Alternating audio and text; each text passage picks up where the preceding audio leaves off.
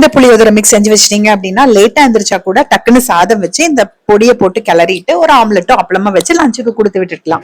நான் இன்னைக்கு 2 சாத்துக்குடி அளவுக்கு புளி அல்லது 3 லெமன் சைஸ் புளி எடுத்துக்கலாம். இது காய வைக்கணும்னு அவசியம் இல்லைங்க. ஆனா எனக்கு சீக்கிரம் வறுபடணும்ன்றதுனால கொஞ்சம் அப்படியே பிச்சு போட்டு வெயில வச்சு எடுத்துட்டேங்க. இந்த காஞ்ச எடுத்த புளிய குட்டி குட்டி பீசஸா பிச்சுக்கலாம். ஏன்னா அரைப்படுறதுக்கு ஈஸியா இருக்குன்றதுனால. ஸ்டீல் தட்டுல அப்படியே புளி போடக்கூடாது. அதனாலதான் நான் பட்டர் பேப்பர் வச்சு போட்டிருக்கேங்க. ஒரு ட்ரை வானலியில ஒரு சின்ன டம்ளர் 150 கிராம் டம்ளர்ல 1 டம்ளர் அளவுக்கு வர கொத்தமல்லி தனியான்னு சொல்லுவாங்க இல்லையா, அதை எடுத்து ட்ரை ரோஸ்ட் பண்ணி ஒரு பிளேட்ல வச்சுக்கலாம். நல்லா மனம் வருங்க. அந்த ஸ்டேஜ்ல எடுத்து பிளேட்ல கொட்டிருங்க. இது வந்து கம்ப்ளீட்டா சிம்ல தான் இருக்கணும்.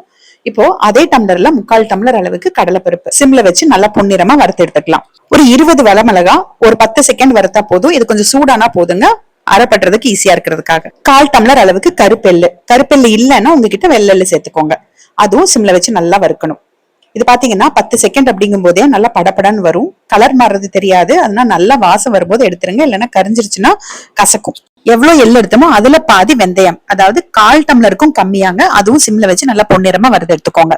1/4 டம்ளர் அளவுக்கு கல் உப்புங்க, அதுவும் இந்த கடாயில போட்டு லைட்டா வறுத்துக்கிறேன். இந்த உப்பு பத்தாது, சாதம் தாளிக்கும் போது இன்னும் கொஞ்சம் சேர்த்துக்கலாம் தேவைப்படும் போது. ஒரு கைப்பிடி அளவுக்கு கருவேப்பிலை நல்லா கழுவிட்டு அதுவும் சிம்ல வச்சு நல்லா மொறுமொறுன்னு வறுத்து எடுத்துக்கலாங்க. இப்போ அடுத்தது பாத்தீங்கன்னா நம்ம குட்டி குட்டியா பிச்சு வச்சிருக்கோம் பாருங்க புளி. அது நான் சும்மா ஒரு டம்ளர்ல அளந்து போட்டுக்கிறேன். 3 டம்ளர் வந்துச்சு எனக்கு. ஒரு 10 செகண்ட் வறுத்தாவே போதும். அதுக்கு மேல விட்டீங்கன்னா நல்லா அடி பிடிச்சிருங்க. இல்லன்னா நீங்க வந்து அவன்ல கூட வறுத்துக்கலாம். அவன் வச்சிருந்தீங்கன்னா ஒரு 20 செகண்ட் வச்சுட்டு எடுத்து ஒரு 10 செகண்ட் வெளியில வச்சீங்கன்னா நல்லா முறுமுறுன்னு ஆயிரும். இதுவும் ஒரு 10 செகண்ட் வறுபடும் போது பாத்தீங்கன்னா உங்களுக்கு சாஃப்டா தான் இருக்கும். அடுப்பு ஆஃப் பண்ணிட்டு அப்படியே விட்டீங்கன்னா நல்லா ஆறும் போது நல்ல மொறுமொறுன்னு வந்துருங்க. இப்ப வறுத்த பொருள் எல்லாம் ஒன்னா சேர்த்திருக்கேன், ஆறிடுச்சு. அந்த ஆறின பொருளோட இந்த ஆறின புளியையும் ஒண்ணு சேர்த்துக்கலாம். நல்லா ட்ரையான மிக்ஸி ஜார்ல நல்லா பொடிச்சு எடுத்துக்கோங்க. எவ்வளவு முடியுமோ அவ்வளவு நைஸா பொடிச்சுக்கோங்க. மிக்ஸில போட்டதால சூடா இருக்கும். அதனால ஒரு பிளேட்ல கொட்டி ஆற வச்சுட்டு கண்ணாடி பாட்டில் இல்லைன்னா பிளாஸ்டிக் டப்பால போட்டுக்கோங்க. ஸ்டெயின்லெஸ் ஸ்டீல் டப்பால போடக்கூடாது. இது ஒரு 2 மாசம் வரைக்கும் வெளியிலே வச்சு யூஸ் பண்ணிக்கலாம். ஒரு டம்ளர் சாதம் குக்கர்ல வச்சு நல்லா ஆற வச்சு வச்சிருக்கேன். இது தாளிக்கிறதுக்கு 3 ஸ்பூன் நல்லெண்ணெய் ஊத்திட்டு கடுகு, கடலைப்பருப்பு, உளுந்து பருப்பெல்லாம் கொஞ்சம் தாராளமா சேர்த்துட்டு ஒரு வரமிளகா, அல்ல ஒரு கைப்பிடி அளவுக்கு வேர்க்கடலை, கொஞ்சம் மஞ்சத்தூள் நான் வந்து அந்த பொடியில சேர்க்கல.